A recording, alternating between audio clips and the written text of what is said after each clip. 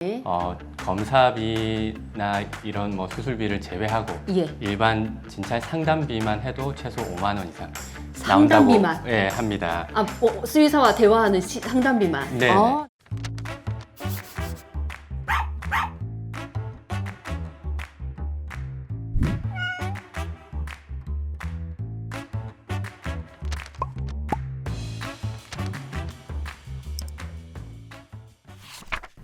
안녕하세요. 반려동물과 함께하는 고품격의 부부방송 너와 더하다. 수의사 정현규. 안수의사 이정현입니다. 반갑습니다. 반갑습니다. 네.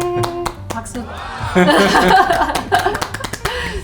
네, 오늘은 보호자분들이 동물병원에 내원하면서 가장 크게 고민하시는 부분 중에 하나인데요. 바로 동물병원 진료비입니다. 네. 네, 요즘에 가슴으로 나서 지갑으로 키운다라는 네. 말이 있을 정도로 굉장히 고민이 많으신 부분일 텐데요. 특히나 이제 크게 사고가 있거나 그리고 좀 오래 입원하게 되거나 이럴 때 부담이 되실 것 같아요. 네네, 맞습니다. 네네. 갑작스러운 사고나 질병으로 인해서 큰 병원비를 맞닥뜨렸을 때 아마 부담이 크지 않으실까 싶어요. 특히나 만성질환 같이 꾸준히 맞아요. 진료해야 되는 그런 경우에는 더 그럴 것 같습니다. 그래서 오늘은 우리가 왜 동물병원 의료비가 비싸게 느껴지는지 그리고 동물병원 의료비, 진료비를 어떻게 하면 효율적으로 좀 관리를 할 수 있을지 동물병원에서 근무하고 있는 저희 실무진들이 좀 솔직하고 좀 자세하게 이렇게 설명을 드려볼까 하는데 원장님 준비되셨나요? 네네, 한번 해봅시다. 네, 그럼 바로 가보도록 하겠습니다. 네. 그럼 첫 번째 질문부터 한번 드려볼게요. 네. 제가 동물병원 진료비가 비싸다라고 말씀을 안 드리고 비싸게 느껴진다라고 말씀을 드렸어요. 네네. 왜 동물병원 진료비가 유독 비싸게 느껴지는 걸까요? 가장 큰 이유 중에 하나가 네, 의료보험이 없기 때문이 아닐까 맞아요. 싶어요. 네, 사람은 병원 가서 간단한 감기나 뭐 내과 질환을 봤을 때 네네. 뭐 진료비, 그다음에 처방약까지 해서 뭐 대략 1, 2만 원 정도 네, 그 맞아요. 정도 드는 편일 텐데 네네. 그게 다 보험이 적용되기 때문이잖아요. 맞습니다. 만약에 보험 적용이 안 된다면 네. 동물병원비나 그 이상으로 나올 수도 있겠죠. 그렇죠. 네, 그래서 그만큼 낮아진 의료비에 익숙해져 있다 보니 아마 동물병원 진료비가 어쩔 수 없이 좀 더 비싸다고 느껴지지 않을까 생각합니다. 즉 건강보험 적용이 되지 않기 때문에 조금 더 비싸게 느껴진다라는 네. 말씀을 해주시는 거죠. 예, 예. 네, 제가 얼마 전에도 저는 병원을 다녀왔는데 네. 그 상세 내역서를 보니까 공단 부담금, 본인 부담금, 비급여 뭐 이렇게 네. 상세 내역서가 그러니까 총 금액이 그렇게 딱 분산이 되어 있어요. 그런데 의료비, 동물병원 의료비 같은 경우에는 비급여로 한 번에 나온다는 거죠. 그러니까 당연히 우리 보호자분들께서 훨씬 더 비싸게 느껴지실 거고 특히나 2023년부터 이제 완화가 되긴 했지만 동물병원 진료비의 부가세 10%가 아직까지 붙는 항목이 많다 보니 더 그런 것 같습니다. 네, 맞습니다. 네. 원장님, 제가 잠깐 들은 건데 네. 해외 동물병원 진료비와 한국 동물병원 진료비를 비교했을 때 우리나라가 좀 많이 싸다라는 얘기를 들은 적이 있어요. 근데 실제적으로 그런가요? 한번 비교해 주실 수 있으실까요? 네. 네. 우선 뭐 전 세계적으로라기보다 이제 비슷한 경제 수준의 선진국들과 비교해 봤을 때 일단 네. 먼저 미국의 경우에는요. 네네. 검사비나 이런 뭐 수술비를 제외하고 예. 일반 진찰 상담비만 해도 최소 5만 원 이상 상담비만? 나온다고 합니다. 수의사와 대화하는 상담비만? 네네. 네. 그래서 뭐 LA 한인 동물병원을 기준으로 한 조사에서 진짜 상담비만 최소 60달러에서 81달러까지 든다는 보고가 있거든요. 대단하네요. 우리나라 돈으로 환산하면 최소 7만 원 이상 그렇죠. 드는 거죠. 예. 그리고 제가 자료를 또 준비했는데 네. 한번 보면서 말씀을 드리면 네네. 독일, 미국 등 우리나라랑 소득 수준이 비슷한 네네. 그런 국가들을 상대로 네. 진료비 가격 수준을 비교한 연구 결과가 있는데요. 네네. 2017년도에 농림축산식품부에서 조사한 해당 보고서에 따르면 네네. 예방접종, 네. 피부질환 진단, 네. 임상병리 검사, 그다음에 영상진단 검사, 네. 그리고 주사 처치 등 한 22가지 네. 항목 중에서 대부분의 검사에서 한국의 진료비가 낮다라고 나왔습니다. 정말 제가 들은 게 맞네요. 네네, 예. 그렇습니다. 네. 그럼에도 불구하고 우리나라 동물병원 진료비가 비싸게 느껴지는 이유가 뭘까요? 네, 그 네. 앞서 말씀드렸듯이 일단 의료 보험이 없다라는 부분하고요. 네. 그리고 제가 생각했을 땐 일단 사람의 의료비가 네. 보험이 적용돼서 낮아진 부분도 있지만 비슷한 그 선진국들에 비해서 의료 수가 자체가 낮다는 거죠. 그래서 사람 진료비가 이만큼인데 동물병원 진료비가 이만큼이 나온다고 이렇게 느끼실 수 있지 않을까 싶습니다.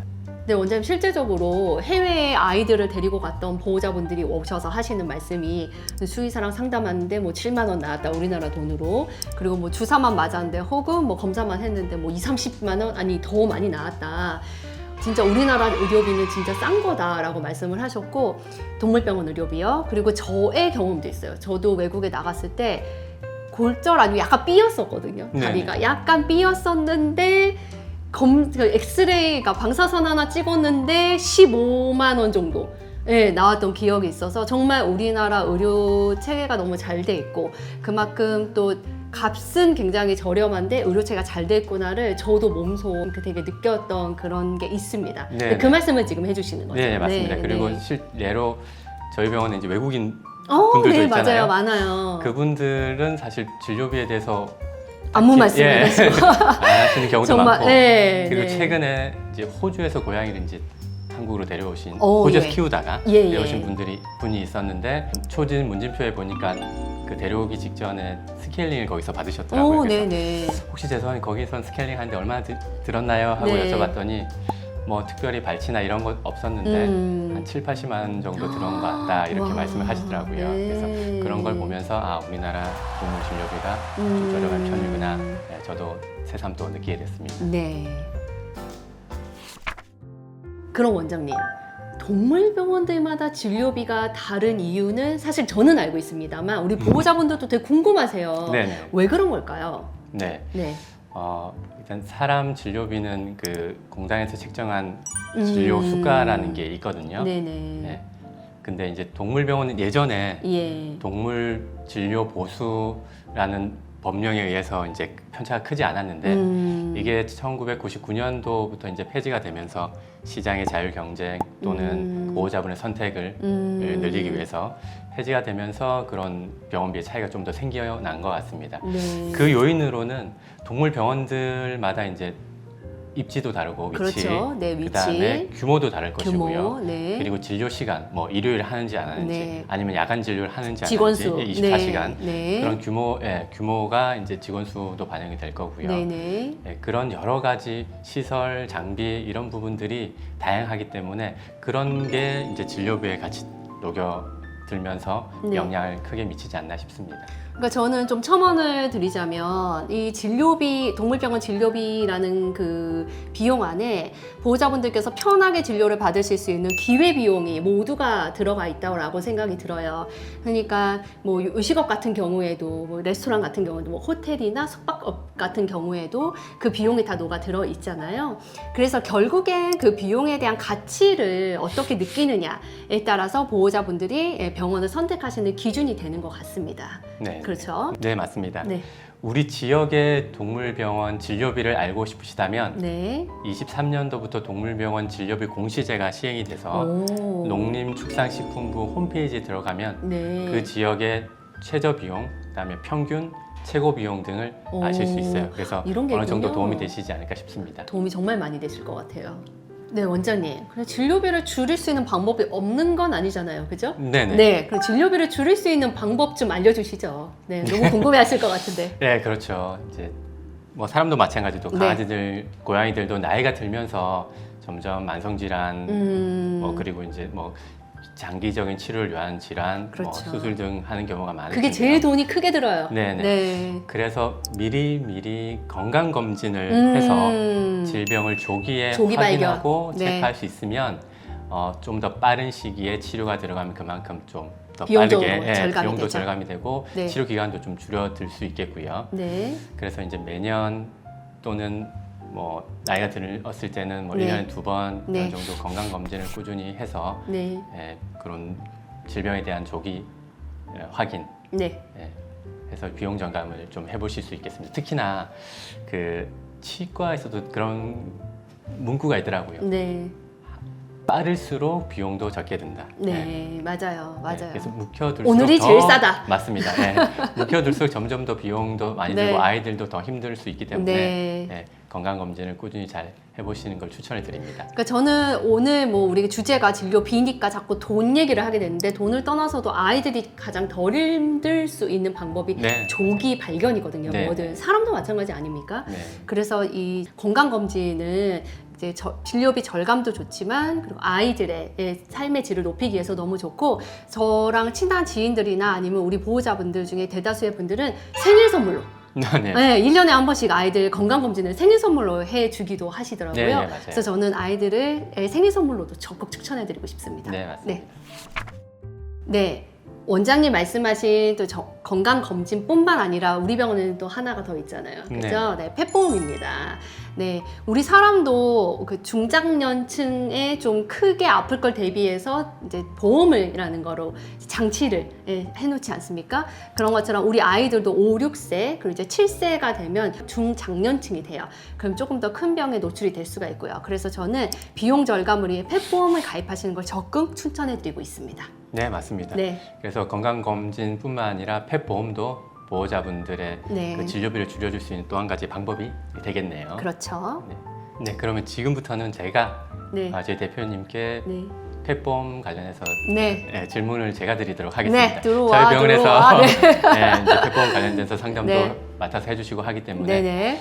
그렇다면 펫보험이 네. 감기나 뭐 간단한 이런 진료도 보장이 되는가요?